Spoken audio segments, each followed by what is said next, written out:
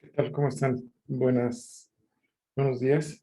Nuevamente, pues muchísimas gracias a la maestra Monroy por este espacio que nos está permitiendo con ustedes para continuar con las capacitaciones de salud y seguridad laboral.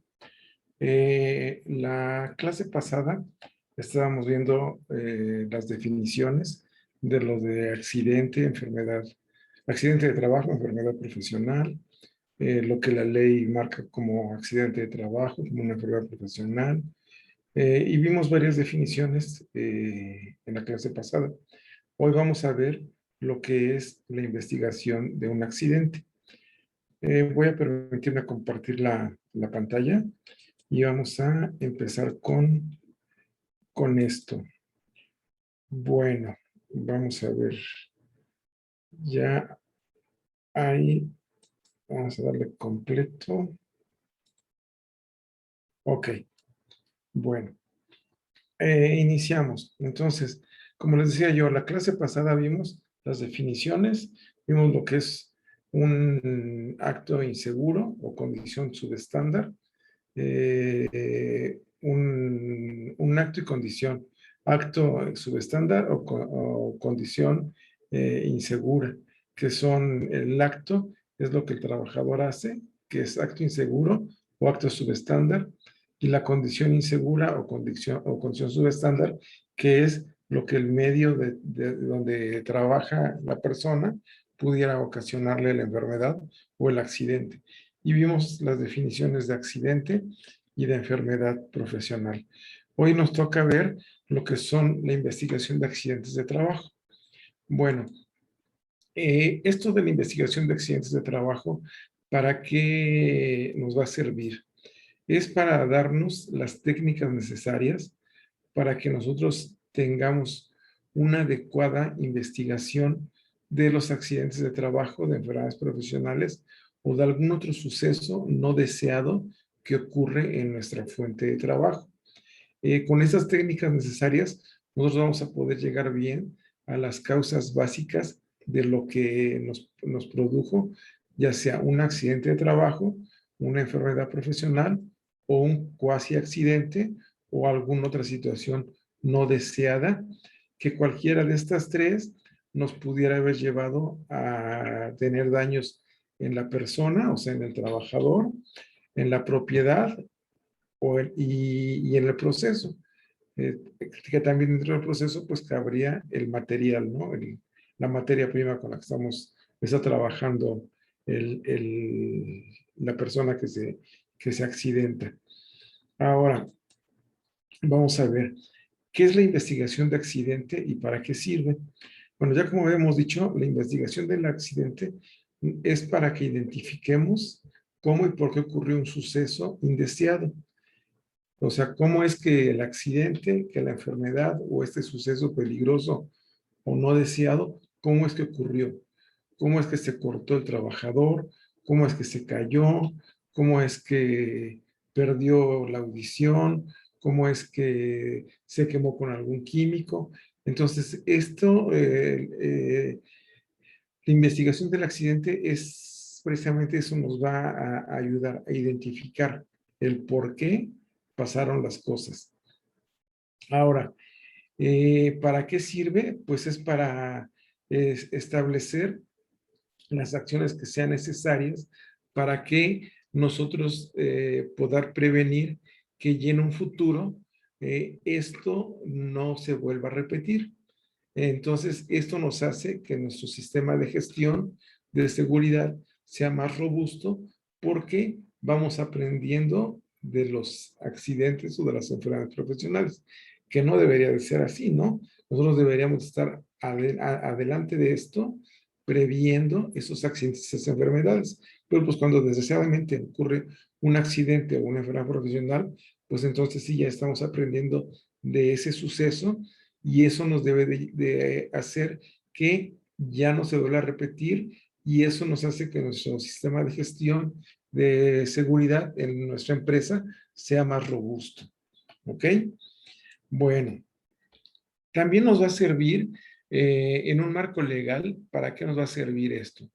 Pues vamos a identificar en materia legal, vamos a identificar a qué obligaciones legales está, ahora sí que obligada, valga la redundancia, la empresa, el encargado, o sea, los supervisores, los trabajadores y los proveedores. Si es que ellos están dentro del marco legal, qué obligaciones tienen ellos en esta situación en donde se produjo el accidente o la enfermedad profesional. No sé, por ejemplo, en el caso de proveedores, pues que el proveedor no haya eh, dado llegue la maquinaria y el proveedor incurra en no armarla con el material adecuado, sino que se ahorre en piezas, en tornillería, en soportes, que no metan los adecuados, entonces pues él está incurriendo ya en una obligación legal, el no prestar su servicio de una forma adecuada. La empresa, en el marco legal, pues el que no cumpla lo que la Ley Federal del Trabajo dice, lo que la Ley del Seguro Social dice, que no, nos pasaríamos al siguiente punto, que es lo que infringió la empresa. Por ejemplo, si la empresa no da capacitaciones a sus trabajadores, no lleva a una persona capacitada con una DC5 para que les dé un ejemplo, trabajo en alturas, y tiene un accidente, un trabajador, al hacer un trabajo en alturas, y se le demuestra a la empresa que ese trabajador no tiene la capacitación que pide la norma oficial mexicana del trabajo en alturas, pues aquí la empresa está infringiendo en no haber dado esa capacitación. Y también nos va a servir para saber qué acciones se debe de tomar para evitar que estos dos puntos anteriores se lleguen a volver a cumplir, ¿no? Tal vez poner candados para que no se pueda mandar a la gente a trabajar sin una DC3 ahora sí que en el ejemplo que decíamos, trabajo en alturas, si no tiene su DC3 actualizada, pues no se puede hacer ese trabajo, ¿no? En el llenado de su permiso para trabajo en alturas, pues debe tener un espacio en donde diga, se cuenta con DC3 actualizada, que se palome sí, entonces ya ahí quiere decir que yo ya estoy poniendo un candado para que mi trabajador no esté realizando el trabajo sin una capacitación. Bueno, continuamos. Ahora vamos a ver, toda investigación debe contestar 6 preguntas básicas. Todo lo que ustedes vayan a investigar en esta materia, que son la investigación de los accidentes, pues debemos de contestar estas 6 preguntas que vemos aquí. Es, ¿quién resultó herido? ¿Su salud fue afectada o estuvo implicado en el suceso que se investiga? ¿Dónde ocurrió el accidente? ¿Cuándo ocurrió el accidente? ¿Qué sucedió en el momento del accidente? ¿Cómo ocurrió el accidente? ¿Por qué ocurrió el accidente? Pues aquí si ven, es una serie de preguntas que uno debe de hacerse cuando ocurre el accidente, que por ejemplo vamos a tomar la pregunta de ¿cómo ocurrió el accidente? Pues aquí, si el trabajador está consciente, si puede dar su declaración en ese momento, pues se le llega y se le pregunta cómo es que ocurrió el accidente, cómo es que se cayó del trabajo en alturas. Si el trabajador se accidentó y quedó muy mal, se lo llevó a un hospital y está en estado de coma y no puede decir cómo fue que ocurrió el accidente, pues para eso va a haber testigos, ¿no? los testigos, sus compañeros que estaban trabajando con él o que estaban en el área, pues ahí nos va a decir, ellos al interrogarlos nos van a decir cómo ocurrió el accidente. Entonces, acordarse, toda investigación debe de constar estas 6 preguntas. Si no se contestan estas 6 preguntas, pues la investigación no está siendo adecuada.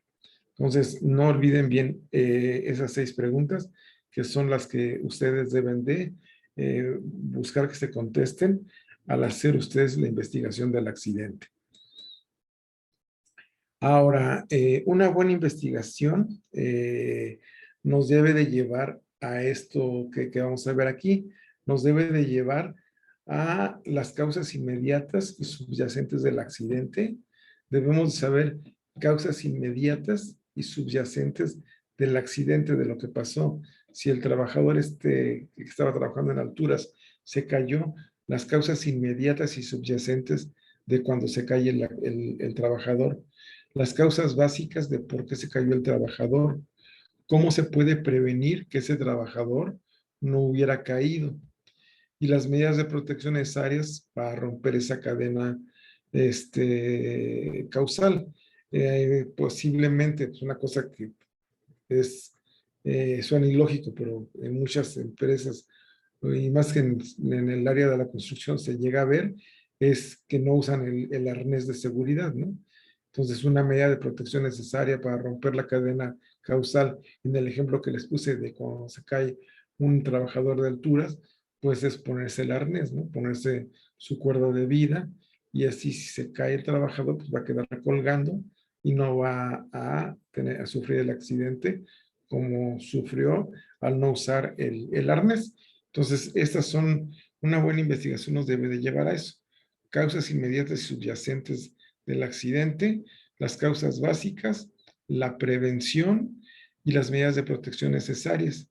Entonces, eso es lo que nosotros debemos de llegar a así que a esas conclusiones en una buena investigación. Ahora, ¿por qué muchas veces no se puede hacer una investigación de un accidente? Pues aquí en muchas empresas el trabajador tiene miedo de decir que se accidentó por una represalia o porque lo vayan a correr. Entonces puede ser que el trabajador se quemó con una máquina, se machucó una mano, pero es una quemadura, un machacamiento que pues no sí va a andar lastimado el trabajador, pero sí le va a permitir estar trabajando. Entonces el trabajador, por no tener la represalia, porque no lo vayan a correr, pues no va a ir con el supervisor y decirle, ¿sabes qué? Me quemé, me corté, me machaqué. Entonces eso pues va a hacer que nosotros no podamos hacer una investigación y no poder llegar a lo que estábamos viendo anteriormente, a estos puntos, a las causas inmediatas subyacentes del accidente, las causas básicas, la prevención y las medidas de protección necesarias, pues no vamos a poder llegar nosotros a esto porque el trabajador no está denunciando su accidente. Entonces, es una de las razones por las que no se pudiera hacer una investigación de un accidente. Y desgraciadamente, pues con esto se pierde todo lo que yo les decía, esto, ¿no? Que no vamos a poder nosotros evitar, no vamos a poder tener nosotros la capacitación de por qué pasó eso, cómo lo vamos a poder evitar. Entonces, si ven, muchas veces el ser tan estrictos cuando una trabajadora se accidenta, que lo corran, que lo saquen a lo mejor de un programa que tengan para poder escalar a otros puestos mejores. Si lo sacan porque se accidenta, si lo corren, pues el trabajador va a tener miedo de hacer la denuncia y de esa forma pues se va a perder toda la oportunidad de lo que ya habíamos platicado. ¿Ok? Ahora, las personas que investigan los accidentes deben de tener ciertas habilidades, porque como veíamos, pues todo lo que tienen que hacer, ¿no? Que se ve muy bien en las 6 preguntas que leímos. En esas 6 preguntas, pues se ve que la persona que investiga, pues sí debe de contar con ciertas habilidades.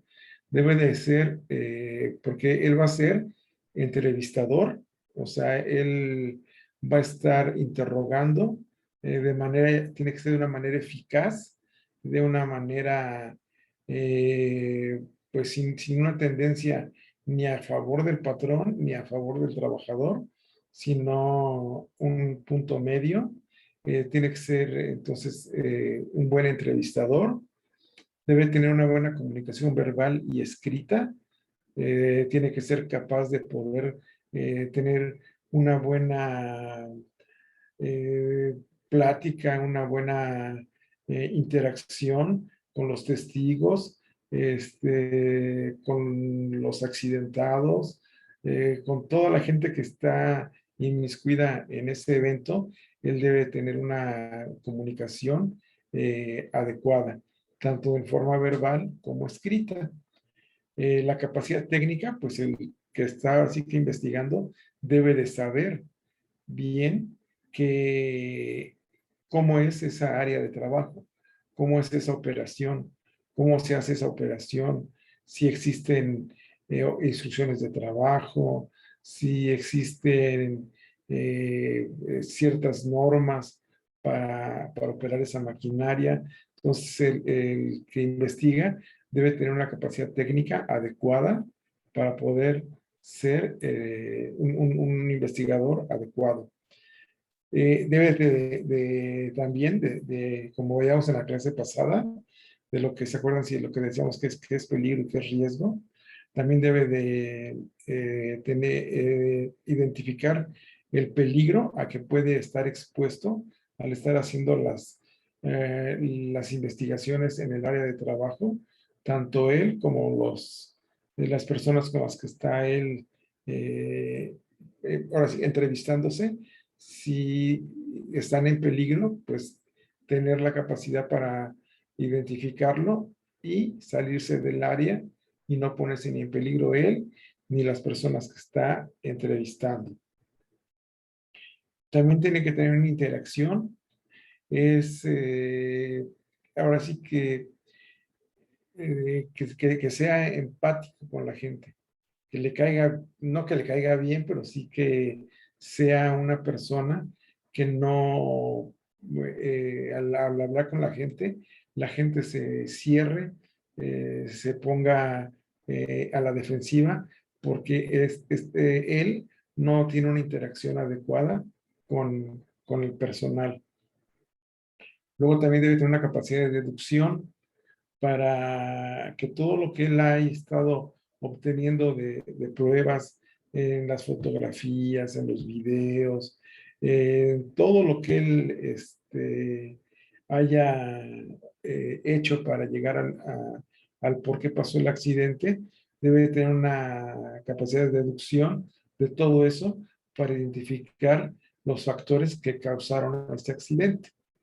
Y organización, debe de ser una persona organizada, pues para que todo lo que él ha ido juntando, lo que ha ido investigando, como les decía yo, fotografías, declaraciones, todo esto, lo pueda él organizar, registrar, para que le sirva para obtener la información que se busca en esta investigación. Y atención al detalle, capacidad de garantizar que se han seguido todas las líneas de investigación posibles, para que él sea capaz de decir, ya cubrí todas las líneas de investigación para este accidente. Ya no hay más líneas de investigación. Ya con estas, ya puedo yo obtener ya mi resultado definitivo y adecuado de esta investigación del accidente. Ahora, tiene que ser hábil para entrevistar. ¿Por qué? Porque él va a entrevistar a los testigos. Los testigos pueden ser el empresario, pueden ser representantes de los trabajadores y personas afectadas. Entonces, él sí debe tener esa habilidad para entrevistar, pues porque si ven ustedes, va a entrevistar el gente de todo nivel, desde los empresarios, gente del sindicato, gente, trabajadores, el que se accidentó, los compañeros del accidentado. Entonces, sí, él debe de tener una habilidad pues, para hacer esa entrevista.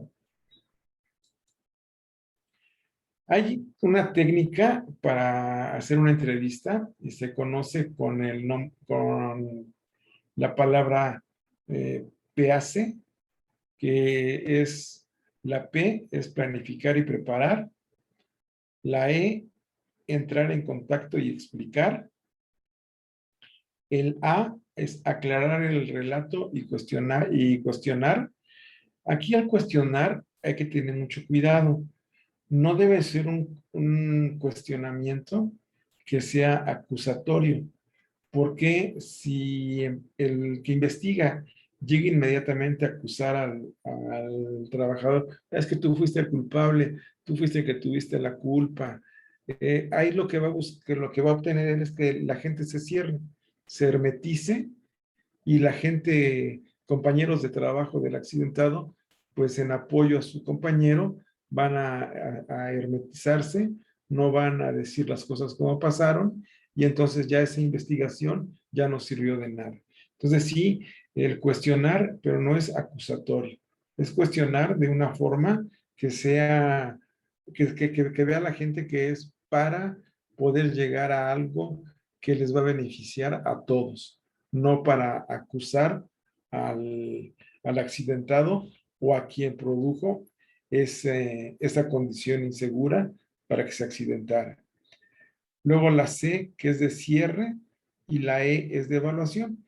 Entonces son las técnicas de entrevista que les sugiero yo que manejen, planificar y preparar, entrar en contacto y explicar, aclarar el relato y cuestionar, pero acuérdense que es no acusatorio, el cierre y la evaluación. Ya llevando esos pasos, pues van a hacer ustedes una entrevista adecuada y que los va a llevar a tener un resultado óptimo. El resultado, pues que se espera, ¿no? Ahora, también debemos de saber hacer las preguntas. Nuestras preguntas deben de ser cerradas, no preguntas abiertas, porque si hacemos una pregunta abierta, no vamos a llegar a obtener el resultado que nosotros esperamos de la pregunta. Una pregunta cerrada, aquí tenemos unos ejemplos de ellas, entonces las vamos a leer. Una pregunta cerrada es casi como que decir sí o no.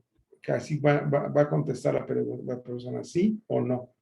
No le voy a dejar yo la pregunta abierta para que él se explaye de su punto de vista y de esa forma no lleguemos a aterrizar nada. Entonces, cuando usted utiliza la sierra, la protección suele estar en su sitio. Ahí yo nada más puedo contestar sí o no. ¿A qué hora sucedió el accidente? Yo nada más voy a contestar 10:30 de la mañana. ¿Quién le enseñó a utilizar la sierra?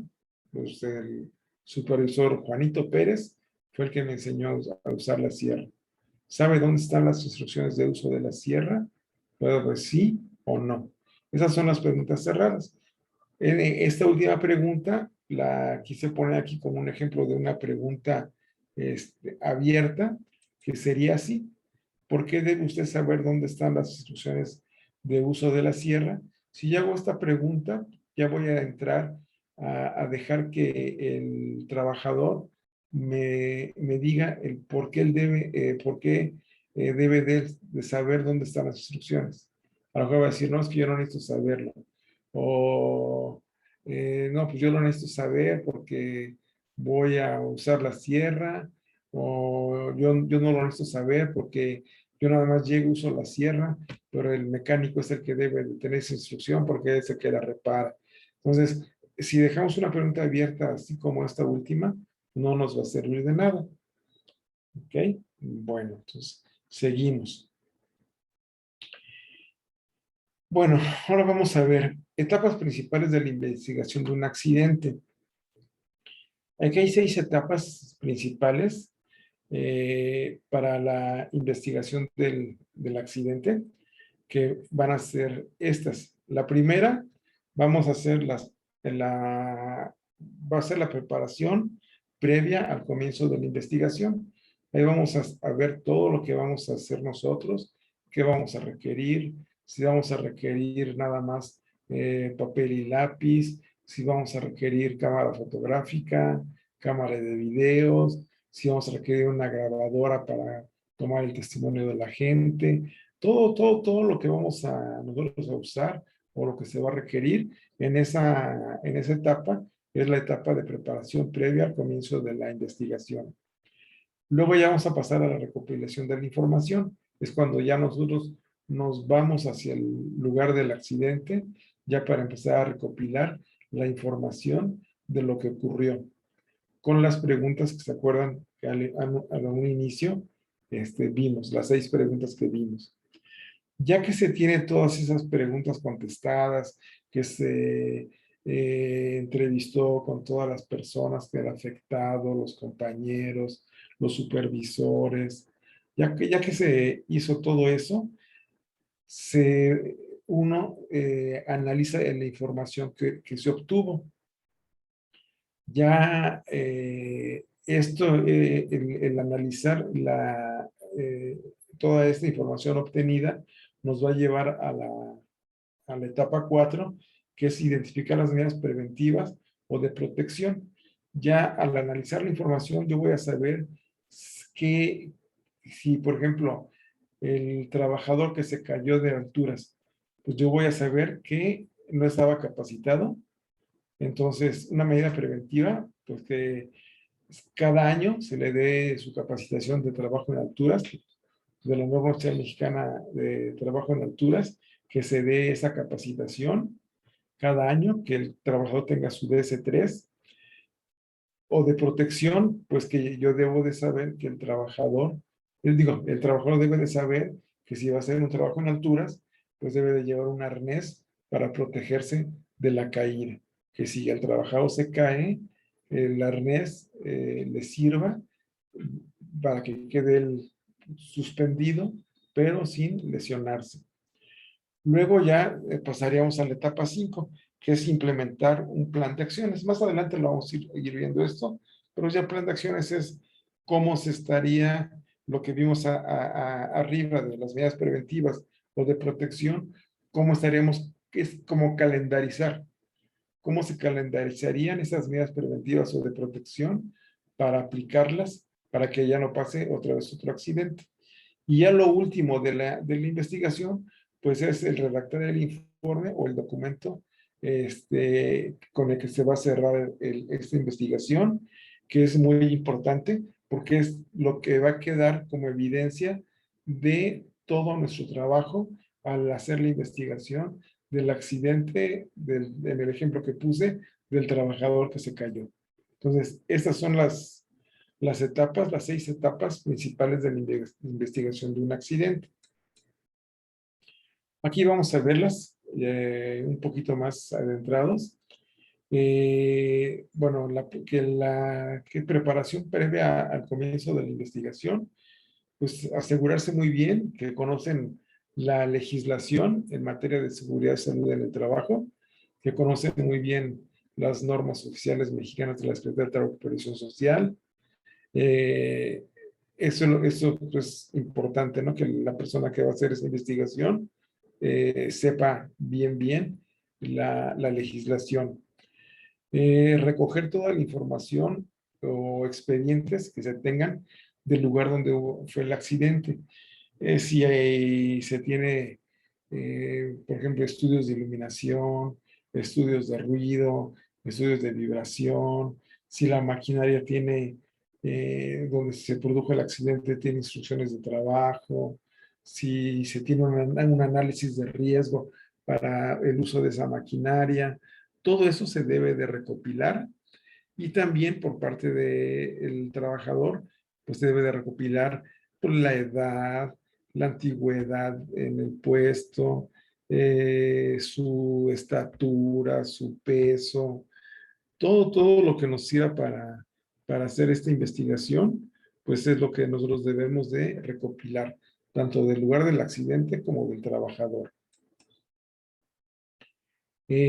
Aquí es muy importante, muchachos, que cuando ustedes entren a hacer un análisis de, una investigación, perdón, de un accidente, ustedes vayan con su equipo de protección personal adecuado para evitar que ustedes se vayan a accidentar o vayan ustedes a tener alguna enfermedad profesional.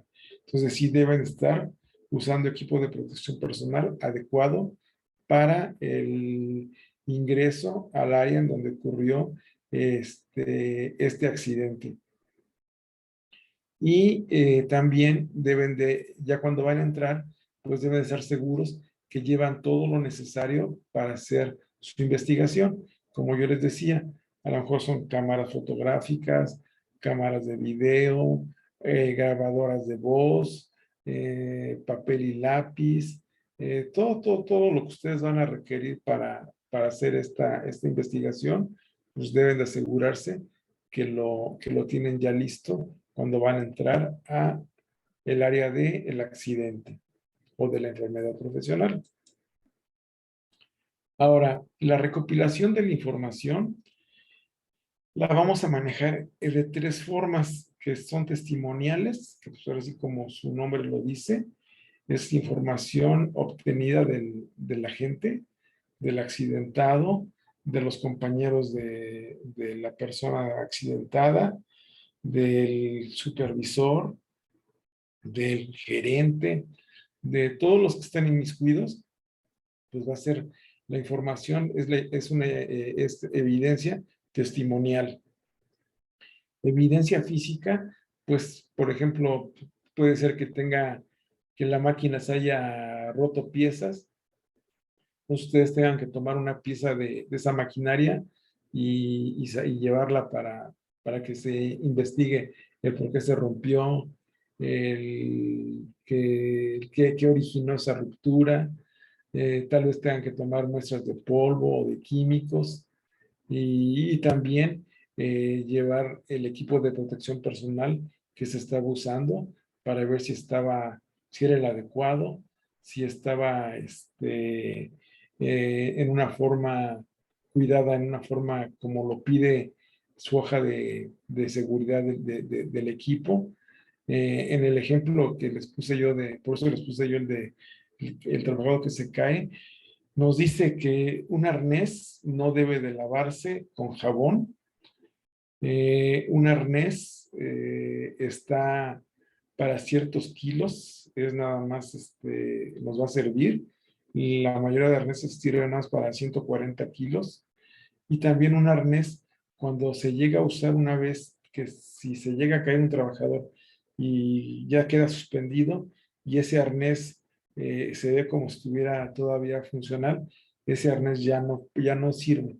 Ese arnés ya cuando se usa una sola vez, aunque lo vean ustedes funcionales, ese lo deben de desechar, cortar para que ya no se utilice, porque ese arnés ya no está garantizado para que una segunda vez pueda proteger a la persona que lo esté usando. Entonces, aquí también esa es una evidencia física que podrían ustedes llevarse.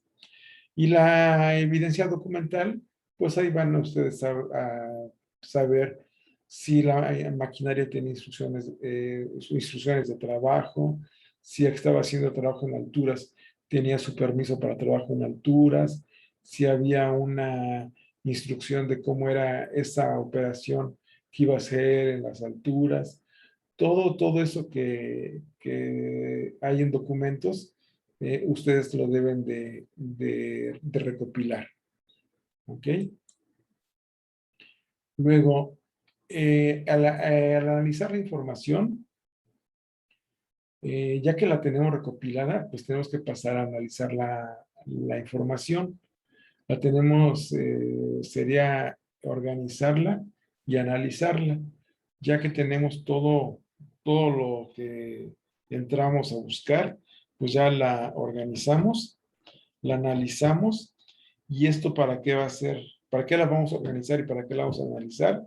Pues para encontrar los factores causales inmediatos del accidente, los subyacentes y los básicos.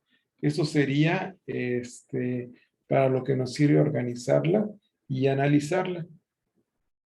Todos estos, pues lógicamente son los que se suceden cuando se presenta el accidente. De los factores causales inmediatos, subyacentes y básicos de cuando se presentó el accidente. Que, como dice aquí, ¿qué sucedió y por qué sucedió? Eso es lo que vamos nosotros aquí en este punto vamos a obtener. ¿Qué sucedió y por qué sucedió? Aquí tenemos una forma de organizar la información que se obtiene. Este es un cronograma de un accidente de trabajo. Aquí lo vamos a leer todo para que vean cómo se fue haciendo. Aquí iniciamos a las 9 de la mañana, donde dice Jorge comienza a trabajar con la sierra circular.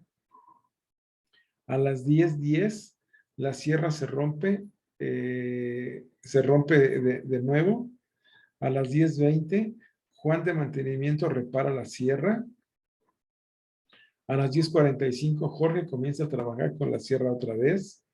A las 12 del día el operador de relevo Alfredo comienza a usar la sierra. A las 12:30 la sierra se rompe nuevamente. A las 12:50 Juan repara la sierra y Alfredo comienza a usarla de nuevo.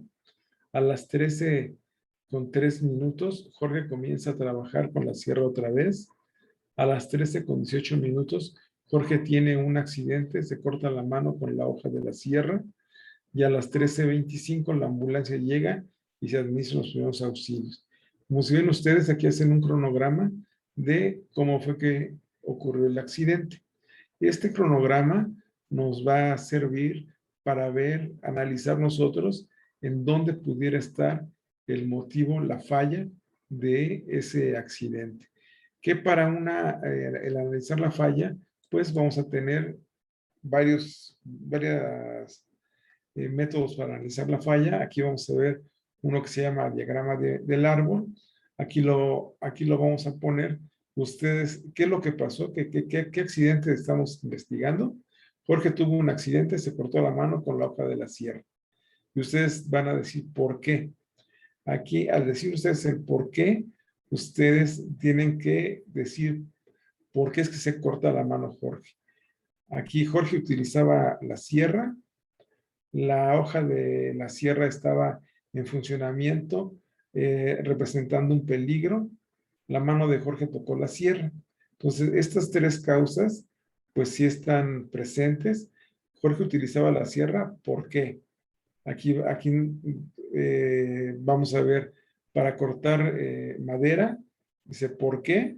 Jorge es el operador auxiliar de la sierra. Entonces, aquí ya cerramos nosotros esta vertiente. Ya no habría aquí un por qué, ya que Jorge es el operador auxiliar de la sierra. Aquí ya tenemos esta flechita en rojo donde ya no podemos nosotros seguir preguntando para llegar a una causa. Dice, el supervisor le dijo que cortara la madera. ¿Por qué? El supervisor no se aseguró bien de que la sierra estuviera protegida. ¿Por qué? Y aquí nos seguiríamos. ¿Por qué el supervisor no se aseguró bien de que la sierra estuviera protegida? Luego dice, aquí arriba dice, la hoja de la sierra estaba en funcionamiento representando un peligro. ¿Por qué? La hoja de la sierra necesita estar en funcionamiento para cortar la madera. Entonces, aquí se vuelve a cerrar ya. Aquí ya no habría un por qué. Pues si dice, la hoja de la sierra estaba en funcionamiento representando un peligro. ¿Por qué? Pues porque la hoja de la sierra necesita estar en funcionamiento para cortar la madera. Si no está en funcionamiento, no va a cortar la madera. Entonces aquí ya no hay una pregunta más, aquí se cierra ya esta vertiente. Luego en esta otra donde dice, la mano de Jorge tocó la sierra, ¿por qué? La hoja de la sierra no estaba protegida, ¿por qué? El operador de relevo Alfredo había quitado el resguardo, ¿por qué? Aquí sí nos podemos seguir todavía preguntando por qué. Jorge utilizó la sierra desprotegida, ¿por qué? Jorge se sentía bajo presión para terminar el trabajo. ¿Por qué? Y aquí nos seguimos hasta llegar a la falla que nos está llevando este diagrama de árbol. Entonces, este sería la forma como podríamos llegar a encontrar el porqué del accidente. Aquí vamos a regresar aquí un poquito, perdón, vamos a regresar aquí un poquito a este diagrama de árbol. No nada más hay este diagrama de árbol, también hay el de pescado, que también nos va a servir para llegar al porqué de los accidentes. También tenemos el de los 5 porqués. Creo que ahorita ya en la industria automotriz ya son 8 porqués. Entonces, no nada más este diagrama, que es el que nos serviría. Ya hay otros, que es el de pescado, el de los 5 porqués, donde ustedes están haciendo su investigación para encontrar la falla básica del accidente. Luego nos decía, el análisis de la información conseguida debe permitir identificar las causas inmediatas y después las medidas de prevención. Entonces, al estar contestando todas estas preguntas del por qué, van ustedes a identificar las causas inmediatas de por qué Jorge se cortó la mano y las medidas de prevención de por cómo otra persona que tome la sierra no se va a cortar la mano. Entonces, para eso nos sirve ese diagrama de árbol. Entonces, prácticamente es lo que nos va a llevar a tener una investigación adecuada.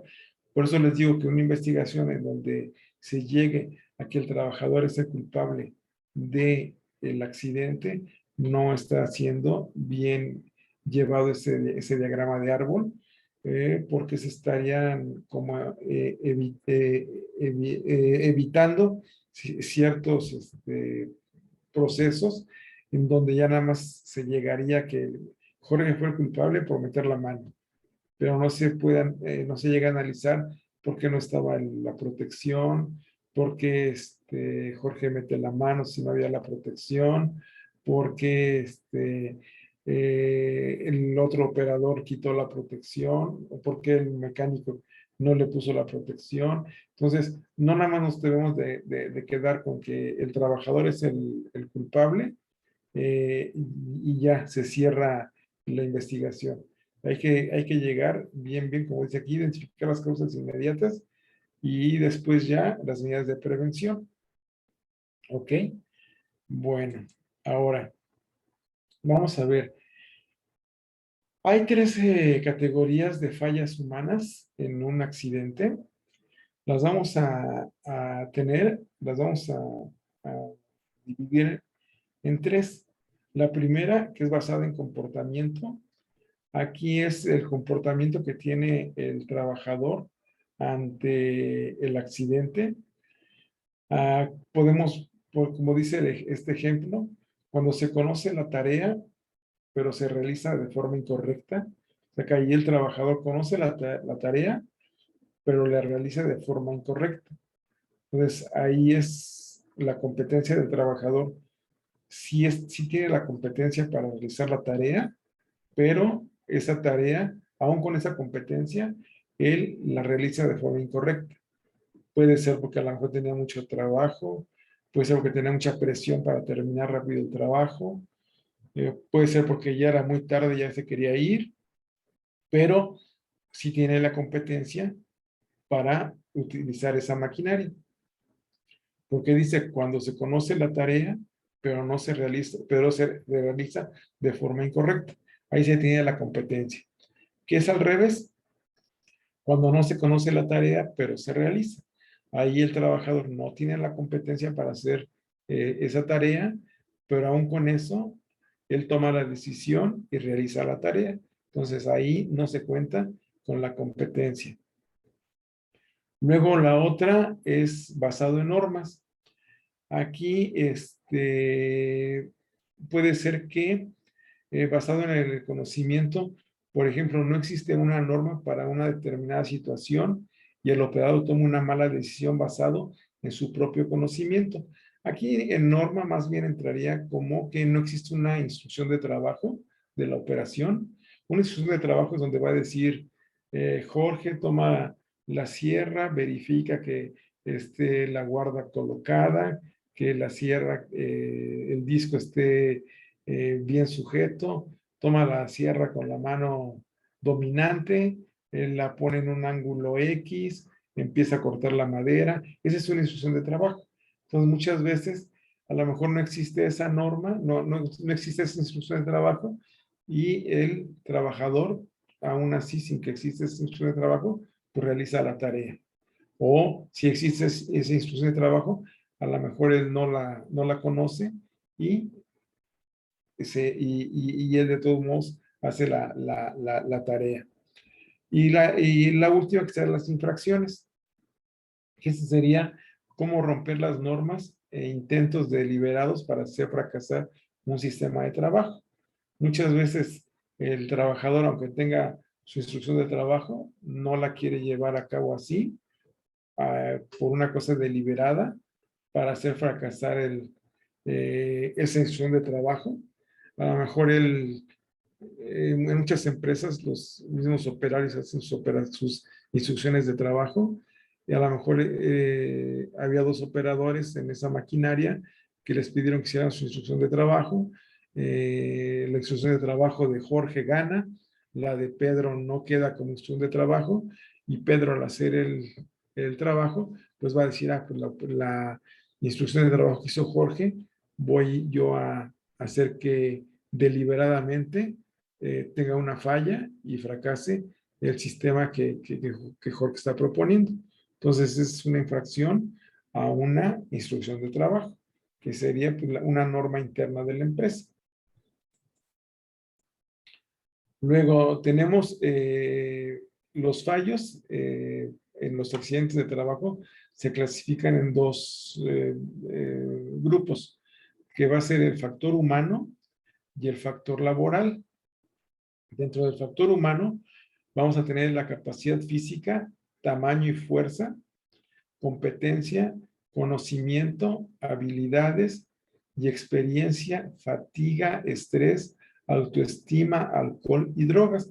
Por eso yo les decía que cuando ustedes van al área de trabajo a hacer la investigación, ustedes deben de tener toda la evidencia, tanto del área de trabajo como del trabajador, porque aquí vemos, dice capacidad física, tamaño y fuerza. A lo mejor la maquinaria que está usando es una maquinaria que compraron en Alemania, que está diseñada para un alemán que mide 1,90, 1,85, y acá llega y Pedro mide 1,60.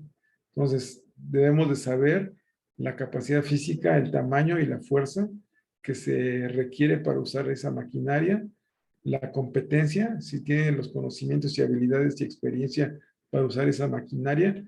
También saber si está fatigado, a lo mejor ya él tiene más de 8 horas trabajando, o tiene ya es más del tiempo extra que permite la ley por semana. Entonces él ya puede estar fatigado, y ya ese es un factor humano para un accidente. Puede ser el estrés, que sea, como la norma 35 nos dice, que sea un factor de riesgo el que el supervisor esté exigiéndole cierto número de piezas al trabajador. Entonces, esté estresado y esto lo lleve a tener el accidente. La autoestima, pues también estaría relacionada aquí con factores psicosociales, que puede ser que el trabajador tenga baja autoestima y esto lo lleve a accidentarse. Y lo que es el consumo de alcohol y drogas, que pues todos sabemos por qué nos puede llevar a un accidente esto, ¿no? Eso sería el factor humano. Ahora, tenemos los factores laborales. Aquí, en los factores laborales, vamos a tener cuánta atención es necesaria para la tarea. Atención dividida o distracciones, procedimientos inadecuados, cantidad de tiempo disponible. Eso sería lo que es el factor laboral. A lo mejor le están pidiendo producción y la cantidad de tiempo disponible para la producción que le piden, pues no es la adecuada. Ahí se llama carga de trabajo. A lo mejor la carga de trabajo no es la adecuada para la producción que le están pidiendo y eso va a llevar a que tenga un accidente el trabajador. Puede ser una atención dividida o distracciones. A lo mejor está haciendo él dos operaciones al mismo tiempo porque esté cubriendo a otro compañero eh, porque no fue o porque fue al baño o porque es la hora de la comida y eso nos puede llevar a un accidente. Entonces, eso sería el factor laboral.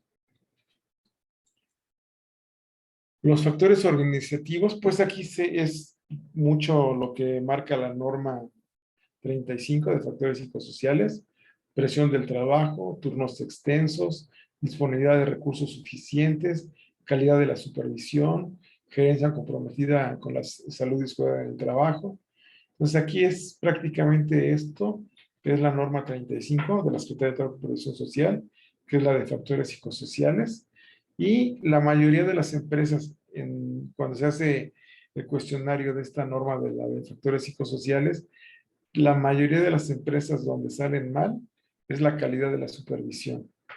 La mayoría de las empresas, sus supervisores no tienen un adecuado manejo de su personal, de sus cargas de trabajo. Entonces, ahí es donde la mayoría de las empresas están cojas a nivel de la supervisión. Y ya tenemos factores de maquinaria y equipamiento, que aquí son los controles, son, perdón, son los controles lo suficientemente claros y fáciles de leer y comprender. Aquí a lo mejor la máquina llegó de Japón y la máquina trae en los controles, trae todo en japonés. O sea, no lo van a, no a lo mejor, o sea, no lo van a poder, aquí un trabajador mexicano no va a saber qué dice alto o arranque o lo que tenga que lo que diga el botoncito ese, pues no va a saber qué dice porque está en japonés, ¿no? Es la disposición del lugar de trabajo amigable con el usuario y lo que decíamos de la máquina, ¿no?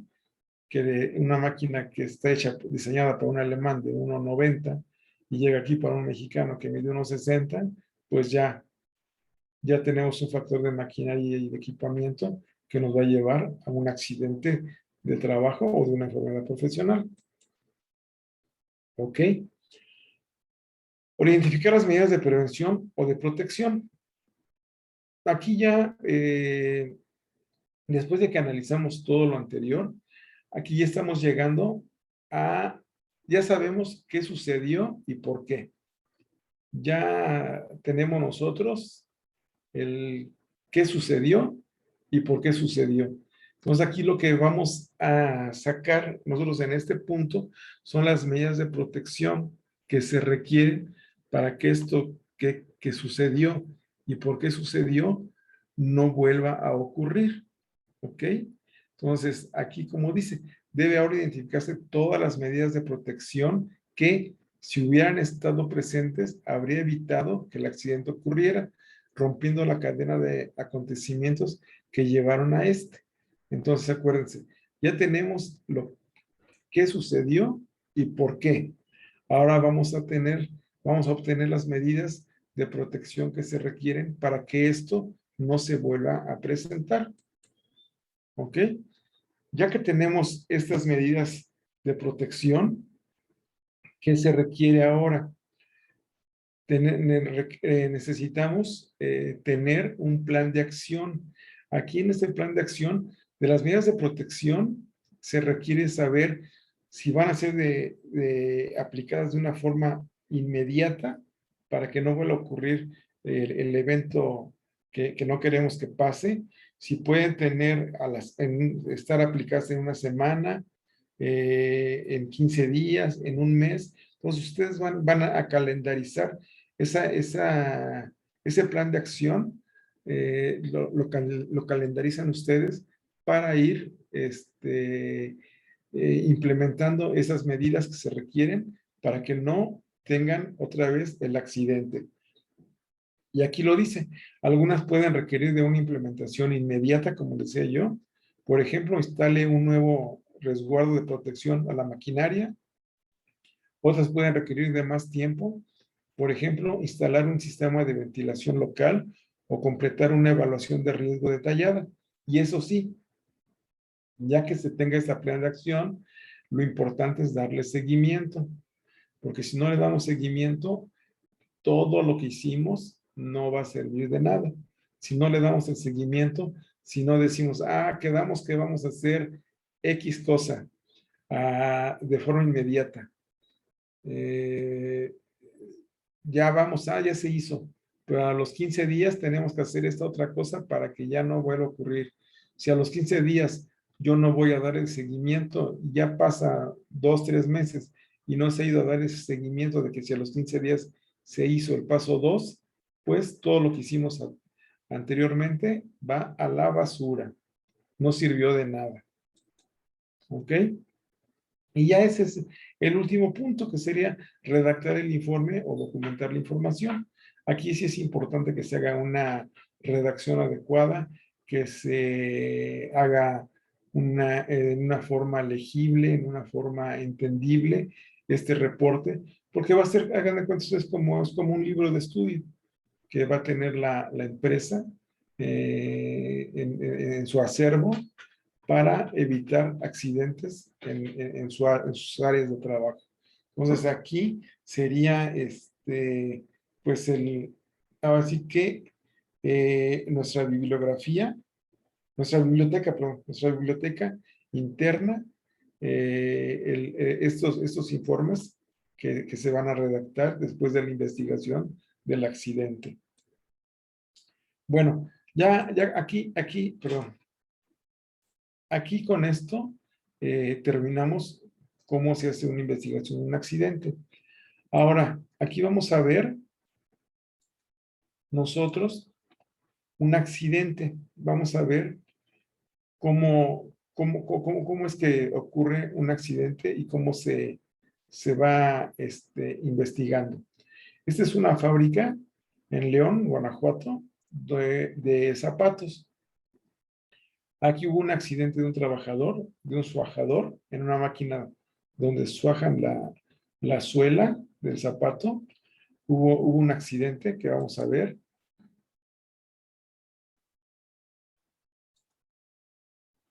Bueno, primero pues, tenemos que obtener prepararnos para hacer la investigación del accidente. Vamos a obtener el nombre del trabajador, su número de seguro social, el sexo, la edad, estado civil, escolaridad, religión, nombre de la empresa, fabricación de suelas de zapato, la dirección, el teléfono, antigüedad en la empresa del trabajador, que tiene 18 años de trabajador, puesto del trabajador, su ajador, antigüedad en el puesto, 4 años. Entonces, esto es lo que estamos preparando para hacer ya nuestra investigación del accidente. Y esta es pues un esquemita que nos va a dar cómo vamos nosotros a ir haciendo esa investigación. Hay una fase de precontacto, una fase de contacto donde es el accidente y de postcontacto. Entonces nosotros vamos a ir, todo lo que vimos anteriormente, aquí están, que son falta de control, causas básicas, causas inmediatas, accidente y pérdidas. Esto es lo que nosotros vamos a estar, lo que vimos anteriormente, lo vamos nosotros a ejemplificar en esta ficha de dominó, así se llama la teoría del dominó, porque si dice que si se cae esta, caen las demás fichas y nos lleva al accidente. Si cae esta, pues nos va a llevar al accidente. Entonces, cualquiera de estas fichas que caiga nos va a llevar a el accidente. Bueno, aquí tenemos la máquina. Este es el trabajador. Bueno, un trabajador no es el accidentado, lógicamente. Esta es la máquina donde se suaja la suela. Esta es la parte donde por aquí se mete la suela, el trozo de suela, y aquí se suaja ese trozo para ya iniciar el proceso de sacar la suela ya para el zapato. Aquí si ven, no tiene guarda la máquina para que sea más rápido, se la quitan y meten aquí el pedazo de suela para que lo corten aquí. Normalmente debería de estar así para evitar que la mano se nos vaya, pero si ven ustedes acá, no está así. ¿Ok? Ahora, este trabajador quitó la guarda a la hora de que mete el pedazo de suela, lo jala con la mano y vean cómo le corta la mano la suajadora. Aquí ya le reparan la mano, ya se la están ya reparando. Esta es una radiografía de los huesos. Aquí perdí este dedo, de los clavos que le pusieron, de los alambres, para hacer la reducción de las fracturas. Si ven, aquí está deshecho esto. Aquí hay otra fractura. Entonces, está complicada la situación de este trabajador. Aquí tenemos cómo evolucionó este trabajador, que no evolucionó de una forma adecuada, de una forma que se esperaba, y tuvo que llegar a amputación de la mano. Si ustedes ven aquí, pues esta parte se la tuvieron que amputar y hacer el muñón para que quedara ya no la mano, pues ya sin mano el trabajador, ¿no? Ya que quedara el puro muñón porque no tuvo una evolución adecuada la herida. ¿Ok? Pues aquí entramos ya en la etapa donde vamos a ver las pérdidas. Si ustedes ven nuestra teoría del dominó, después del accidente ya vienen las pérdidas. Y aquí dice pérdidas de la propiedad, personales o de proceso. Entonces, aquí ya vamos a entrarnos en la etapa de las pérdidas.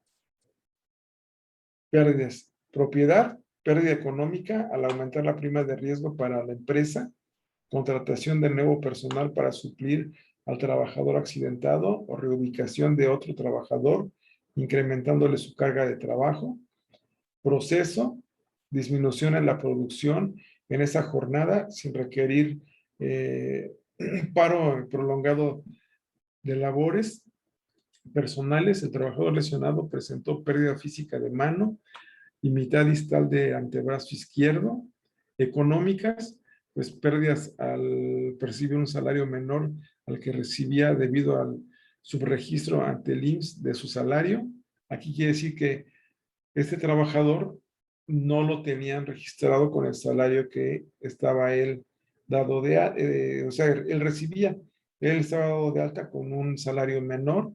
Entonces, al estar dado de alta con un salario menor, al entrar su incapacidad parcial permanente, pues él va a estar ganando menos. ¿Por qué?